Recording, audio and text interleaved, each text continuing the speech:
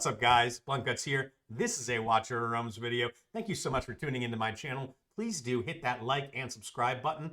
Today, I am going to be talking about a debate that I see coming up all the time in Discord servers, on comments, on YouTube videos, and that is Pyros A3 versus Twinfiend A0. I know that when I first pulled my Twinfiend, which was right after the Pyros fragment fusion, I was super disappointed. What I did, I pulled him. I was really excited. I knew by reputation that Twinfiend was one of, if not the best LEGO lords in the game. Now, granted, this was back in, I think it was December. And actually, you know what? I think it was actually November. It was right at the end of the Black Friday event. I was really, really excited to get him. And I went and I Googled him. And I looked at YouTube videos. And I searched for Twinfiend in the various Discord servers that cover Watch Over Realms that I'm a part of. So I wanted to get as much information as I could. And instead of finding a lot of information about how great Twinfiend was, what I did see over and over again was people saying that Pyros A3 was actually better than Twinfiend A0. And I was bummed. I was really bummed. It seemed pretty annoying that I pulled this, what I thought was this amazing legendary lord, and apparently it didn't make sense to use him because I was going to be better off using the epic counterpart, Pyros, instead. So I wanted to dig into this. Recently, I pulled a number of legendary soul stones. I got very lucky. And on top of that, we do have the hero reset feature that was added to the game recently. So we do have, everybody has a reset token if you haven't used it already yet. I haven't used mine, but that did give me the go-ahead to use some of those legendary soul stones on my Twinfiend. Well, actually, just one. I didn't upgrade him multiple times, but I did get him to A1 because I wanted to get that extra bump. Not because I needed it. I was already well over 50K in blood, but I did want to be able to make this video. And so what I've got here is a breakdown of the differences between Pyros A3, Twinfiend A0, and then I threw in, as a bonus, Twinfiend A1 to just show what Twinfiend can do. And because, hey, I thought it'd be cool and I wanted to upgrade my Twinfiend. So that is what I've done today. Let's take a look at the differences between Twinfiend and Pyros so that we can talk about where this debate kind of stems from. So if we go to the gallery, go down to the Infernal Blast, let's take a look first at Pyros.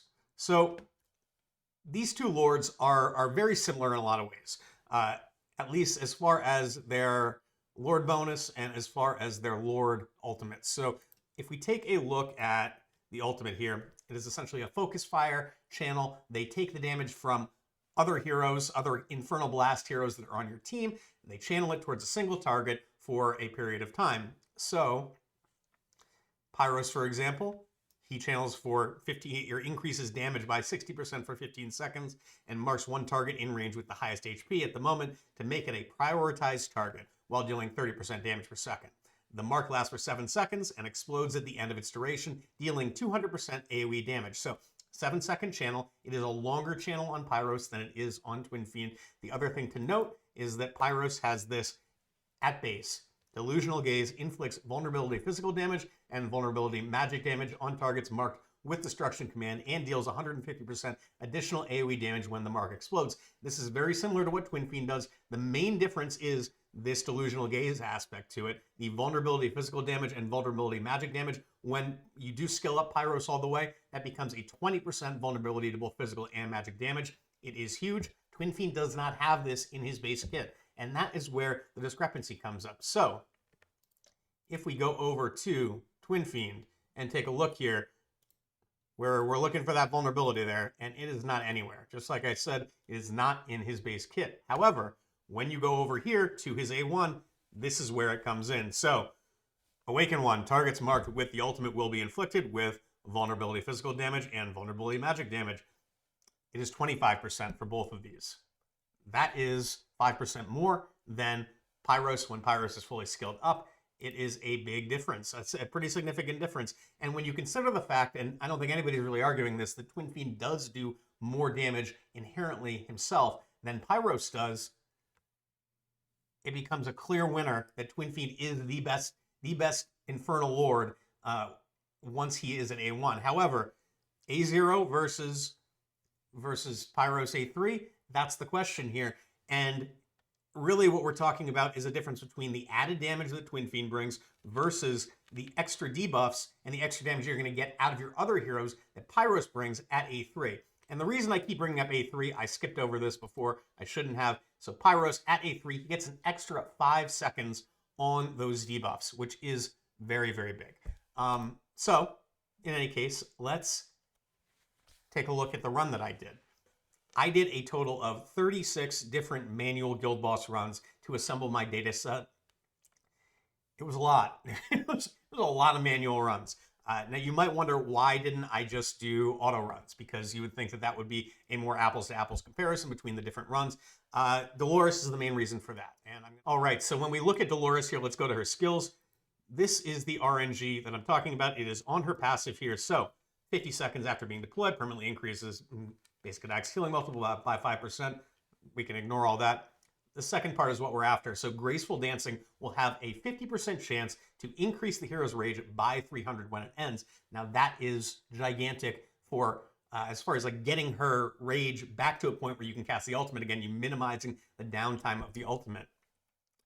Unfortunately, it's a 50-50 chance. It's a coin flip. Now, if you do get her to A5, which I 100% recommend that you do, she is well worth your Epic Soul Stones. If you do have them, I would definitely recommend that you put them in there. Get her to A5 as quickly as possible. She is on the rarer side as far as epics are concerned, so you may not get, be able to pull 6 copies of her very quickly. So I think it's worthwhile. It's going to advance you in other places in the game to get her up to A5 immediately. And if you pull extra copies, then I guess you get Awakening coins then, right? It's not the end of the world, but this is going to help push your account quicker, sooner. So anyway, when we get her to A5, when Graceful Dancing ends, increases the chance of rage regen to 80%. So now you've kind of switched the RNG a little bit. Instead of just being a coin flip, a 50-50 chance, it is now 4 times out of 5, she will get this extra 300 rage. Now the problem with running an auto run is that when she doesn't get this proc, if in the auto run you did get the proc, then she is going to delay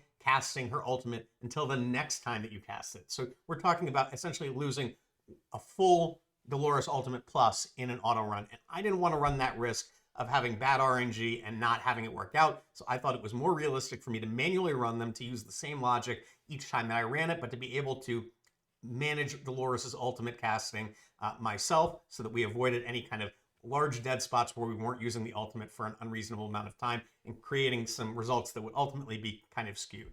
So that was my rationale. I did keep the gear the same on all of the damage dealing champions. This is not the exact same gear right now, and I will note that I'm going to do an auto run right now, but you're going to see a different result than what's reported in the data. The biggest reason being that I did get lucky a couple weekends ago, and my Hex is now A5. He was A2 when I originally did this testing, so I'm doing a bit more damage now. I just did a run where I did 72,000 damage with this team right here. I'm guessing that the auto run is going to be in a similar spot, but the only things that I did change as far as gearing were the gear on Twinfiend and Pyros. I used the same gear sets on them, but I did change and modify the gear and the artifacts that were being used by Twinfiend and Pyros in order to try to find the best possible results. I wanted to make sure that I was being as comprehensive as possible with my testing, so that's why I did that. More on the gear sets after this, though. Let's take a look at an auto run here, and you guys can just take a gander.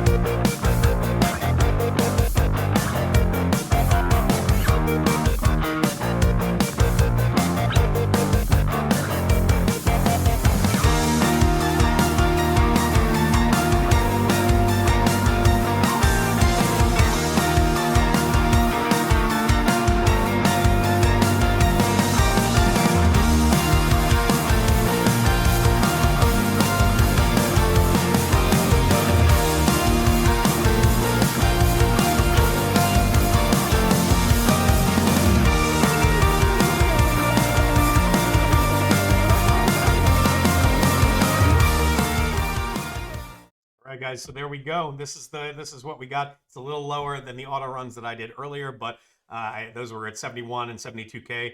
But we are just pretty much as close to 70,000 blood as you could possibly get, which is very solid for an auto run here. Very happy with that result.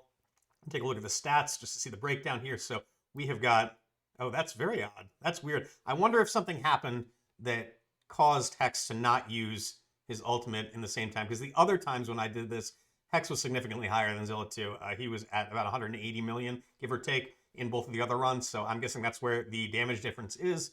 I guess that 25 or so million damage is where we see the difference in the total blood. But, you know, whatever. It doesn't really matter. At the end of the day, I just wanted to show you what the run looked like and show you how I was kind of obtaining my results. And so that is where we're at. Let's take a look at the gear just real quick so you can get an idea. This is not the exact same gear that I had on this team when I did my testing. Unfortunately, or fortunately, depending on how you look at it, I moved my gear around a lot. And I just wasn't able to get the exact same thing. So you just have to trust me that the gearing is largely the same in the run that you just saw versus what I recorded in my data set. However, let's just take a look so you can get an idea of where the gear is at on them. So take a look at Zilla 2 here. She is in Soulbound Arcana. It's a theme that you're going to see throughout these. So she has got a little under 16,000 attack, 328 attack speed, could be a little bit higher,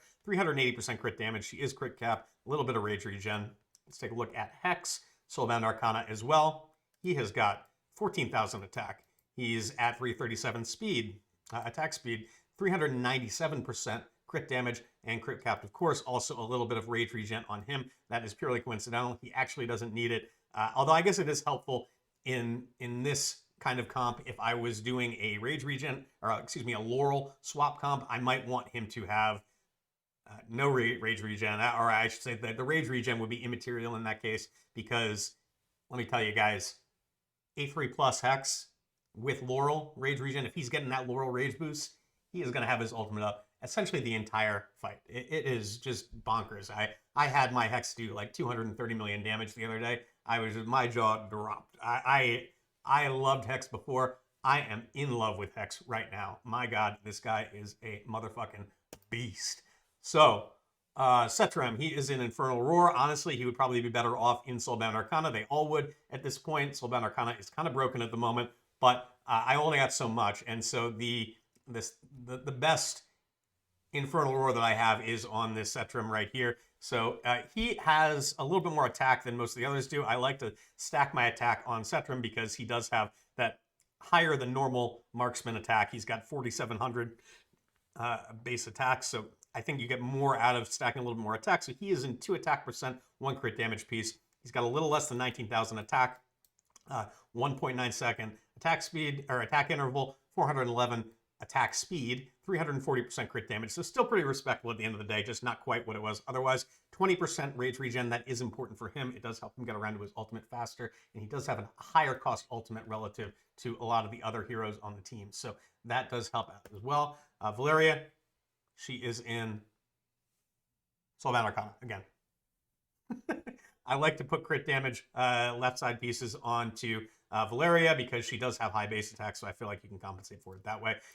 She is at 16,000 attack. She's got 416% crit damage, 100% crit rate. She is crit cap, 417 attack speed.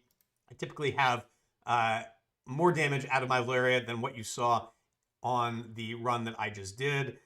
Reason being that she's usually getting a boost from Laurel, and she's not in this case. So that definitely tamped down her attack. Let's see, who else do we have that is relevant to look at? We can take a look at our Deimos here. He is the last damage dealer, I believe. He is also, surprise, surprise, in Soulbound Arcana. I do have more of an emphasis on attack with him as well, just because he's an epic. He has lower base attack, as you can see, only 33 base attack. But when all's said and done, he is at 13,485 attack. He has got 363 attack speed, which puts him at a 1.5 second attack interval, 328% crit damage, a little bit of rage regen as well. That is important. When I do run him in a Laurel comp, I usually am swapping him in and out, and he is only getting he is in Infernal Roar in that case, because I am swapping him in and out. Other than that, the other heroes on the team, I can show you my Twinfiend gear. It's not the exact same as what was tested with, but it is similar. So we've got 14,739 attack, 1.6 second attack interval, 318 base speed. He doesn't need very much speed when he is fully skilled. That is one difference between Pyros and Twinfiend, which I will show you more about in a moment. He's got 380% crit damage, crit capped, of course. No rage regen on him. He has no rage issues. All I'm really looking for him to do is to get 2 Twinfiend ultimates into 1 Zilla 2 ultimate. If I ever get Zilla 2 to A3, this will change, and I will build him in a higher rage regen, higher attack speed build so that I can try to fit 3 ultimates into 1 Zilla 2 ultimate. That would be amazing. I was hoping for more Zilla 2s during the Hex and Zilla 2 10X. It was in this past weekend 2 weeks ago, and I didn't get any. But I did get 4 fucking copies of Hex, so who am I to complain? Very happy with the results of that weekend. I think that is all of the damage dealers. One thing that I can do, so this is the more free-to-play friendly gear set that I used for my low gear setting when I did my testing. I did want to show this while I had it on screen so you can get an idea of what the gear was like. It may not be exactly the same. I believe it is. I did record the stats for all of the gear sets in the spreadsheet that is linked in the description of this video. So if you want to go check that out, see exactly what it was, then you can do that. This is very similar to what was equipped at the time, though. I will note that he does have an attack speed neck on right now. I did test him in this higher speed gear set, but I also did a comparable lower speed gear set where I subbed in, I'm not sure if it was either an attack or a crit damage neck that was non-ancient that had decent but not amazing stats on it. So yeah, this is kind of one of the baselines for testing. I did want to show that where we're looking at gear, but let's get into the spreadsheet and take a look at the results that I got. So you were wondering, how could Blunt Guts make this any nerdier than it already is? And the answer to that, my friends, is spreadsheets. We got lots of spreadsheets. We got data here. I'm going to go through it all. Let me just give you a brief walkthrough of this page right here, which is the summary of the averages for all the different gear sets categorized by hero that I have assembled here in heads-up view, essentially. So we've got Pyros up at the top. Everything in column B is the various gear sets that were used to test these heroes. You may notice that Pyros does have twice as many gear sets as Twinfiend A0 and Twinfiend A1. The reason being that I did some tests with high-speed gear, meaning that I subbed an attack speed neck in for Pyros because I did think that might be more impactful, so I have included them here. The next thing I want to call your attention to is the cells that are highlighted in red and green. The red highlighted cells are the lowest value for the hero. The green highlighted cells are the highest value for the hero. And then the next thing is that there are 2 different metrics that we're tracking here. Column C through E, so these columns right here, these pertain to the hero's damage. That would be, in this case, the top is Pyros, but these columns represent the individual damage that the hero did in the run. Columns F through H represent the total blood that was obtained on the run. So these are the columns F through H are really the team scores as a result of having these different gear sets. So let's talk about Pyros here. So Pyros, his lowest individual damage output was 22,424,470. You should also note that the numbers in the average damage chart are in thousands. So this is not 22,424 damage. This is 22,424,000 damage. That was 58.65% of his highest individual damage output, which was with the Ancient Gear and Tear of Twilight. Not surprising, the better gear and the better artifact increased his personal damage. Where it does get interesting is when we look at the right-hand side at the blood output here. The lowest blood output was not the same as the lowest damage output for Pyros. In this case, the lowest blood was actually with the non-ancient gear with the Nightmare Samsara without this. So the speed did help him produce a bit more there. As you can see, the average for The non-ancient gear without the speed was 56,316. The average blood output with the higher speed gear was 57,403, so about 1,100 blood on average difference. Pretty significant. The highest blood output was also not the same as his highest individual damage gear set. The highest blood output was with the ancient gear with the Nightmare Samsara, which I think really highlights the benefit that he gets from having extra rage and being able to cast more ultimates. The other thing that is really important to note here, and this is a trend that carries across both in Twinfiend A0 and Twinfiend A1, is that the gulf between the worst gear, or the lowest blood output, and the highest blood output is only 5%. Barely anything in the grand scheme of things. I mean, it's not insignificant. It is about 3,000 blood. However, it is not a huge difference. And that is something to take note of, because if you're trying to decide how much should I prioritize getting really great attack stats on either Twinfiend or Pyros, the answer is not that much, honestly. They should be the last in line to get your best gear. So gear your damage dealers first, and then afterwards you can focus on taking the scraps and putting together a cohesive Pyros or Twinfiend set. And when we're talking about Twinfiend, you can see all of his numbers are actually higher, slightly higher, not a whole lot higher, but they are slightly higher. So Twinfiend A0, his lowest damage output was 26,304,000. That is about 4 million higher than Pyros's lowest output. If you're trying to do an apples to apples comparison, it's about 2 million more damage than what Pyros output with the same gear set. The highest damage output was 44,450,630. That is with the ancient gear with the Tear of Twilight. So these two are actually, I guess they're not quite the same, but the top damage is the same for Twinfiend A0 versus Pyros. It's a significant difference. It's about 6 million more damage for Twinfiend A0 than what Pyros output with the exact same gear. So that is not nothing. However, like I said before, what we're really concerned about is the total blood that is being produced by these teams. So if we go over to the total blood, what we see is that, unlike with Pyros, we did have consistency where Twinfiend's highest damage gear did also produce the highest blood, and similarly the lowest damage, or the lower damage gear produced the lowest blood. So in this case, Twinfiend's top blood was 60,700 on average with the ancient gear with the Tear of Twilight. The Nightmare Samsara with the lower gear was around 2,300 blood less on average, which is not really all that much. It's only 3.79% less. Really, this is the thing that I think was the biggest takeaway from this, is how little importance the gear that is on these heroes really matters as far as the attack stats are concerned. I do think that having extra rage regen and having a good amount of attack speed, preferably if you're looking at well, really either one, I'd say around 350 attack speed is probably where you want to settle, but you're going to have to play around with that based on your own team comp and timings. Just for fun, I did throw in Twinfiend A1 as well. As you can see here, he's again another step up. It's about around a 5 million or 5,000 blood difference, about a 4 to 6 million damage difference depending on the gear set for Twinfiend A1 versus Twinfiend A0.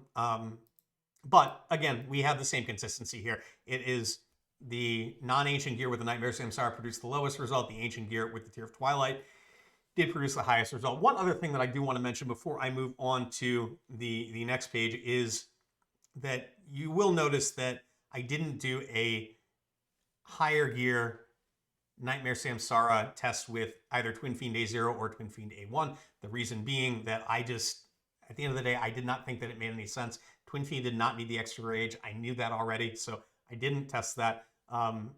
Maybe at some point I will revisit this when I do have, if I do ever get a 3 Zilla2, I will come back and I will try to update this and provide some more insight based on that testing. Or hey, maybe Moonton, you want to give me access to the test server. I would be more than happy to do some thorough testing for everybody if they were to do that. But we're still waiting on that, so won't hold my breath on that one. In any case, let's go to the top comparison here. So I tried to pull out the top damage and top blood for each hero and try to do a little comparison there. So Twinfiend A1, not surprisingly, he did produce the best marks for both of these. However, Twinfiend A0 was noticeably above Pyros on both of these tests. So we take a look here. The highest blood output for Pyros was 59,304. Twinfiend's highest was 60,700, so about a 1,400 blood difference. This is in slightly different gear, obviously. The left and right side gear is the same, but the artifact is different. That is because Pyros does get more benefit from the Nightmare Samsara than Twinfiend does. It's not a gigantic difference. It is, I think, somewhere in the neighborhood of a 2% difference is really what it comes down to. So it's not a huge difference. Pyros and Twinfiend A0 are very similar. However, well, not really however, when we look at the damage output between the two, that's where we see the biggest difference. So Pyros, his highest damage, as I discussed before, was 38,236,100. Twinfiend A0, his highest output was 44,450,630.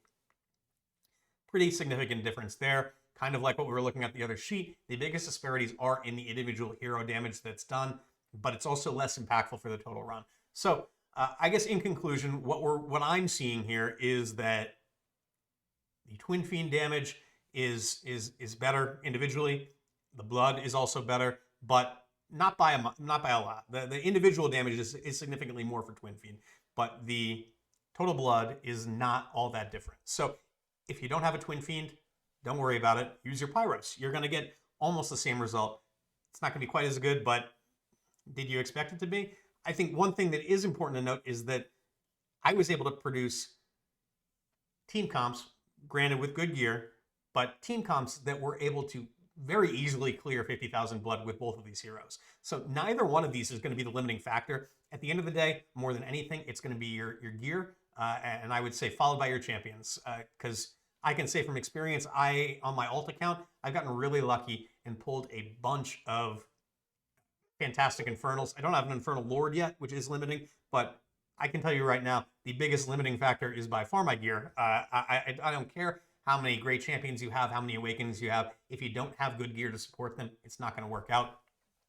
One thing that is kind of interesting here is this bar chart that I produced to kind of compare the difference between the blood output and the damage here. So Pyros has the largest disparity between his individual damage output and the total blood, which pretty interesting, I would say, coming in at right under 60,000 blood and right under 40,000 damage for him. Twinfiend A0, that gap narrows, and then Twinfiend A1, that gap narrows even further. So I don't know what conclusions you want to draw from that, but I did think it was interesting, and I wanted to visualize the data like that.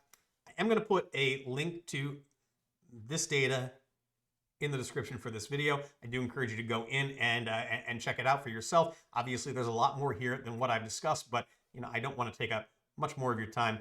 Thank you guys for watching. I really do appreciate it. I think at the end of the day, what I can say is, Twinfiend is better, but he's not that much better. And if you don't have him, don't worry about it. That's I wish he was clearly better. I have a Twinfiend. I'd like him to be demonstrably better, but at the end of the day, it's really not that big of a difference. I've been Bluntguts. I appreciate you watching. Please do like and subscribe if you enjoy the content. And if you do, maybe there was something I didn't touch on that you have questions about, please feel free to ask in the comments. If you have another kind of situation in this game that you'd like somebody to do a deep dive on, please do let me know. I find this to be very interesting. It's kind of labor intensive, but I do really enjoy it. I don't know that I was really enjoying doing the 36th manual guild boss run when I was collecting this data, but it is cool to put it all together and to have some hard numbers to back up what I was experiencing in game. So in any case, guys, I hope you all have a great day. Thank you so much for watching. Peace.